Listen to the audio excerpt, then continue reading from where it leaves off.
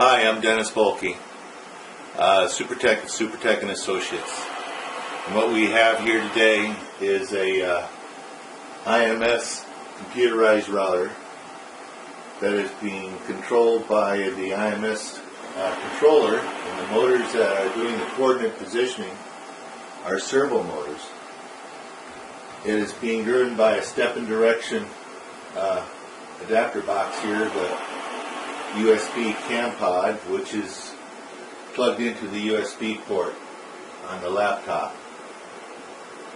On the screen is a drawing of a clock face that's 4 inches in diameter, and it's going through the process of cutting an air and demonstrating and tuning the PID trim pots. And we have Tigger, who has decided to pay attention to what's going on too. It's March 23rd, 2016. Thank you for watching. This is SuperTech.com.